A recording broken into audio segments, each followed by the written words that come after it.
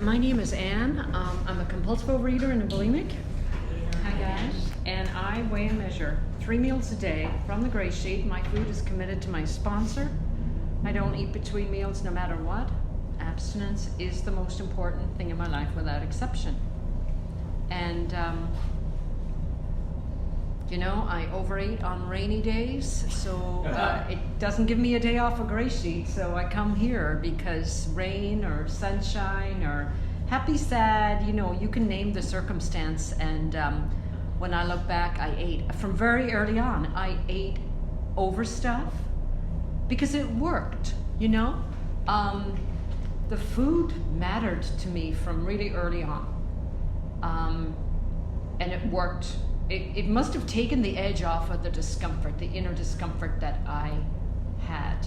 And one of my favorite little pieces I want to read from Doctor's Opinion, and you guys of course change the alcohol into food and the substances that we are alcoholic with. Men and women drink essentially because they like the effect produced by alcohol. The sensation is so elusive that while they admit it is injurious, they cannot, after a time, differentiate the true from the false. To them, their alcoholic life seems the only normal one. They are restless, irritable, and discontented, unless they can again experience the sense of ease and comfort, which comes at once by taking a few drinks or bites, that they see others taking with impunity, after they have succumbed to the desire again, as so many do, and the phenomenon of craving develops. They pass through the well-known stages of a spree, emerging remorseful, with a firm resolution not to drink again. This is repeated over and over, and unless this person can experience an entire psychic change, there's very little hope of his recovery. So that's kind of a doom and gloom. The paragraph right after gets to the point where you can actually have freedom from that. So there's hope. If you want to read on, there's the one after that later. Doesn't keep us in that pit of despair. But I relate really deeply to the fact that I had a sense of ease and comfort when I put those substances into me that we don't eat. And I guess it started early on, and then as time went on, I needed more and more of that substance to get to ease and comfort. And then towards the end, to be honest, I don't think there was any ease and comfort. I think there was a momentary,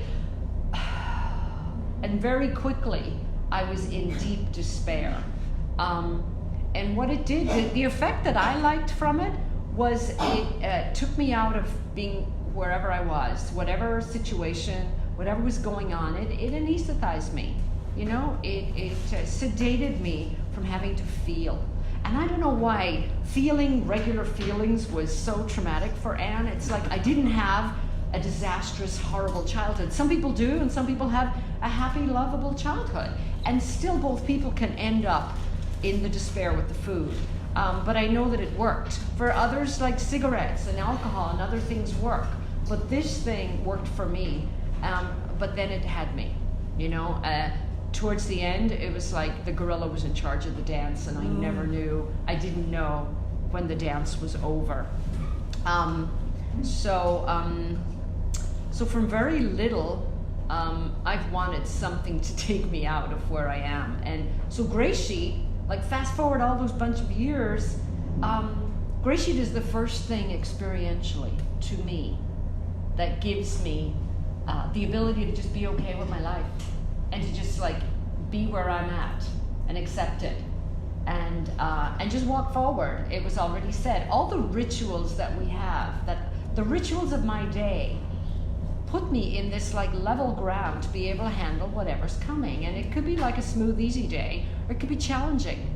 But I'm kind of like the baseline, the beat, the underlying pulse of what we do is in place. And it's in place because I saw those point O's, and I checked that it wasn't before 6 before I eat. And like all these little like ritual things that just seemed like pointless, they're part of my balance.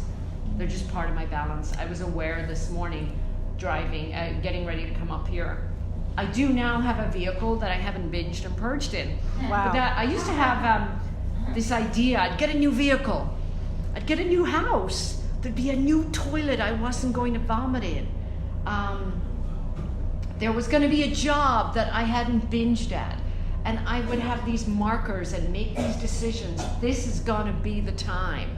I'm not going back to that. And the inner sense of humiliation when I find myself yet again throwing wrappers in the back of the new vehicle, or christening the new toilet, was just like a pain that you don't go share that with anybody. You live with that horribleness on the inside, and you just I felt nuts. I felt so insane and baffled that I could perform in life in these other areas and seem like a normal person. But then once I got behind the closed doors with the food, the gorilla was out again. So in my experience, Gray Sheet got that stopped and keeps it stopped. So yeah, I do have this blind faith that if I do this, then I'll be able to handle my life. Because I don't know what my life's going to look like later today, tomorrow. But I have a very concrete sense that I'll have lunch and I'll have dinner. And the rituals seemed really kind of weird at first. And then they just become like picking up your toothbrush. That's kind of like what it feels like now. Checking and tearing a scale out. I came from a family where we did use food a lot to be in community.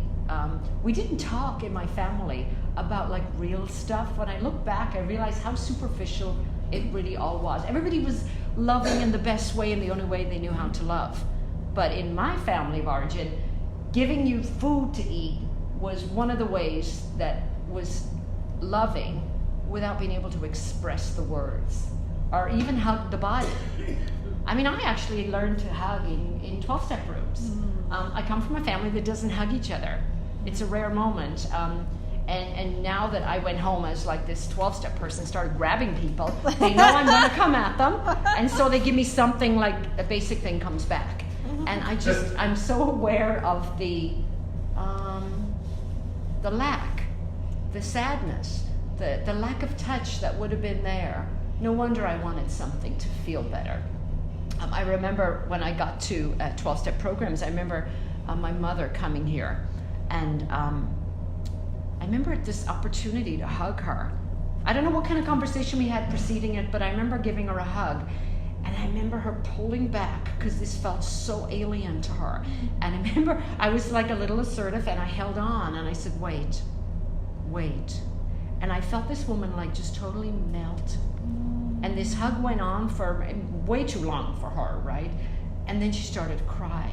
And it just felt symbolic of how I felt I was when I came in the disease to Gray Sheet. I felt like I was so in need of being loved. And you guys taught me how to do the loving, and it was weird. It's like, yes, I felt I came in and nobody was shooting me. Everybody was welcoming and hugging me and loving me. Because they were glad that I was like seeking my survival and trying to break out from just this disease, that kind of the prison. And then I had to learn how to love myself in a real practical way. Like, I didn't know that it was loving to go to the grocery store and stay out of certain aisles, and to actually go and fill my refrigerator with Gray Sheet food. And like these phone calls, it's like, that doesn't sound loving in a way. It sounds like, requirements and steps and things you have to do. But then I found out on the other side of all that, how I felt on the inside. And that's what mattered, because I kind of had hidden how I felt on the inside from so many people my whole life. I got here feeling that my insides were pretty dark, and I felt most of the time really juvenile, really little, really scared. And I realized later that there was this kid that had never been reared up inside of me, that just got told, shut up, put up, eat. And that was my response. And it has taken and continues to take like daily effort to listen to embrace that feeling. Because now I understand, it's like there's all kinds of aspects to me. And I can have pretty adult moments and being very capable, but I can have times of really feeling really juvenile, and I figuratively have to take that kid on my lap. And often it's in a morning meditation where I have to take that kid. And what would I do with my child? I would sit her on my lap and I would say, "It's okay, honey. It's going to be fine. You're fine. I got you." And I do that for myself on an ongoing basis to navigate life. And in those moments when I do that, I have an awareness that there is a more grown-up presence on the scene that does have a feeling that it is okay, that it's all working out fine, and that I don't need to be scared. So I really feel like I lived my whole experience, my whole existence was in that fear and in that juvenile feeling. And when I got here and got to, first of all, get the substance down, then I got to do this work to kind of rear that child a little bit. And I think that's just the rest of my life's work, you know, as I go forward. Because I'm going to find out what it looks like in all kinds of new situations. I'm going to find out like what it looks like with loss in family, or, you know, job changes, or challenges with a child or a teenager. I just trust Gracie. You know, I was told to embrace, and people told me to love my food and just have a great time with the food when I got here. I kind of still do that.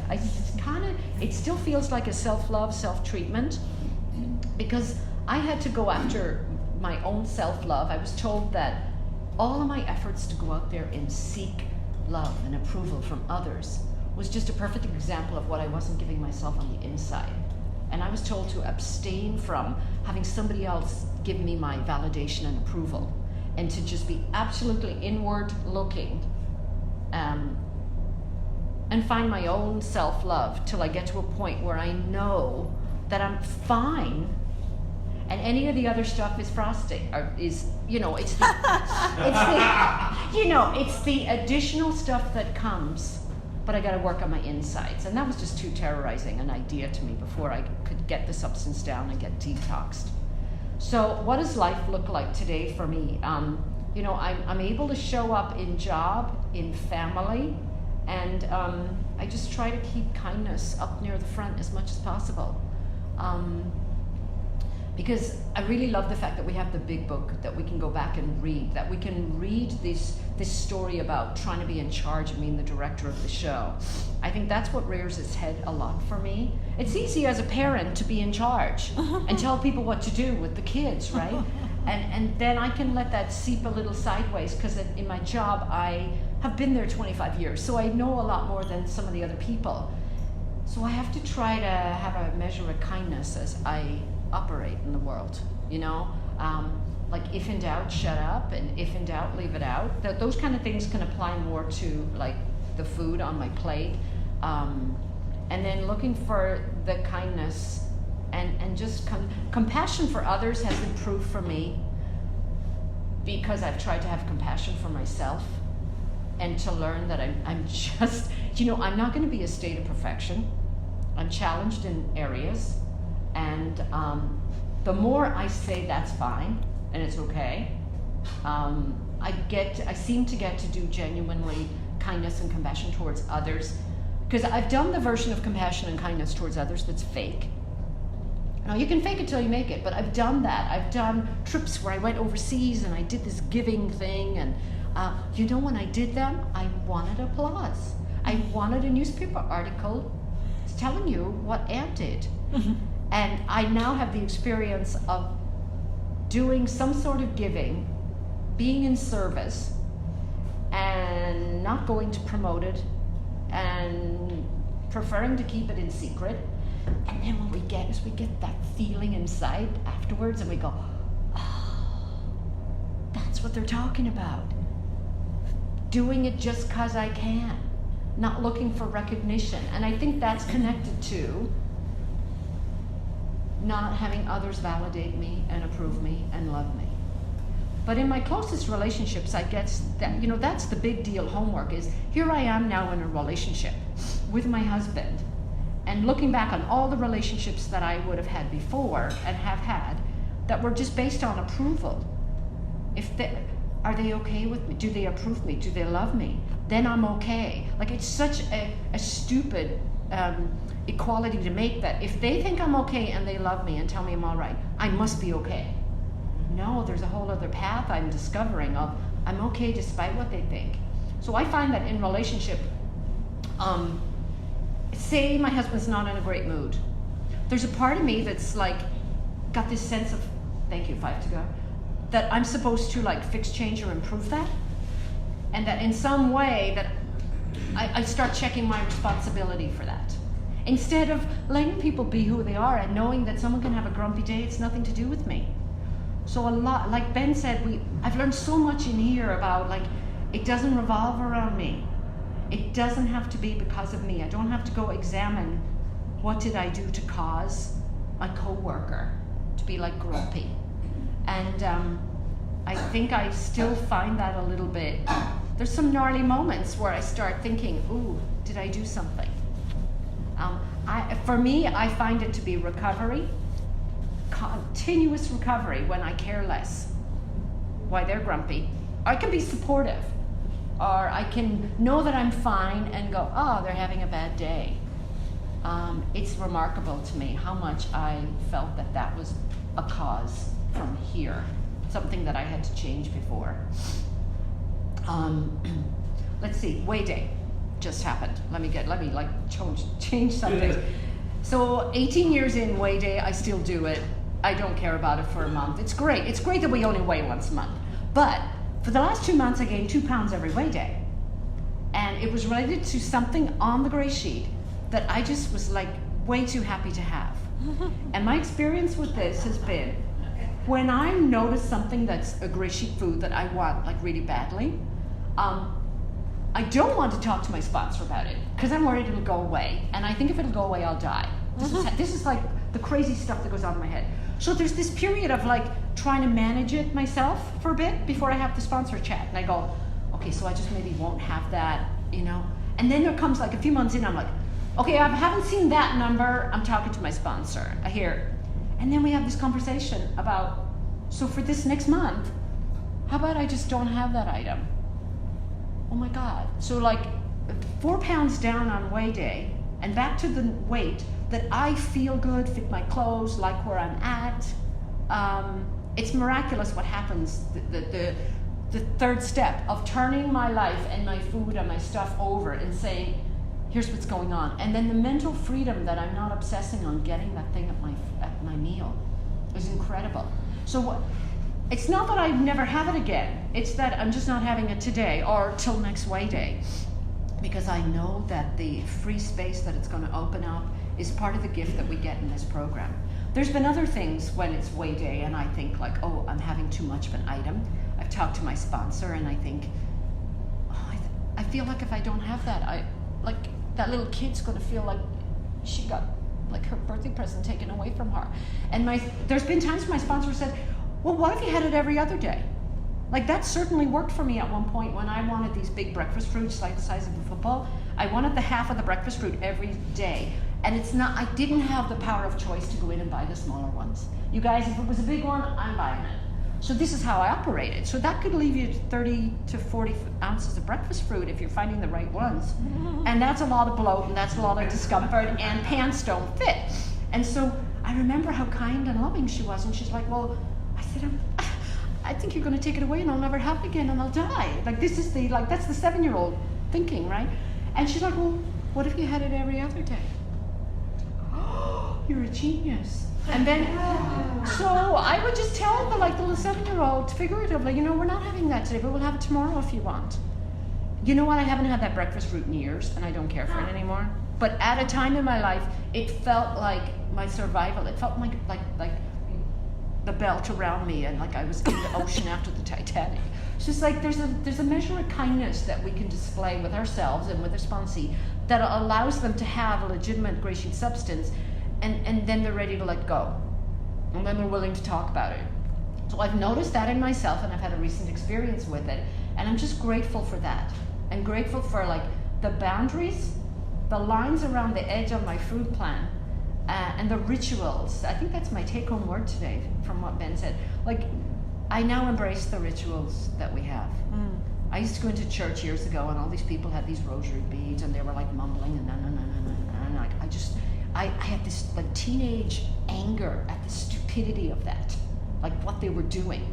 And it was a ritual that gave comfort. They were just, doing a ritual that gave them inner peace. And now I have these other quirky rituals that are like figurative rosary beads being passed through my fingers, and it's chopping, and it's placing a bowl, and it's a 0.0 and tear it out again. Sorry. It's kind of like, I guess it's my rosary beads. And without it, I think I wouldn't know how to live life. And with it, I come here and I feel the love of this room. And I'll wind up that I feel the thing that's beyond the words we speak. Like we come and we talk and we say, and we do a lot of practical, here's what it is. But then there's this gathering of, and that's what I was told, it's consciousness.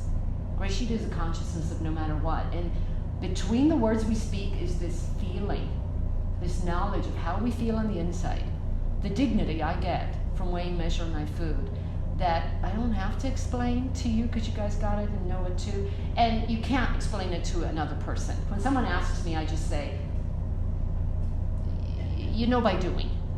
There's no explaining, but by the doing of it, I get to feel it. And that's what I'm here for. Thanks.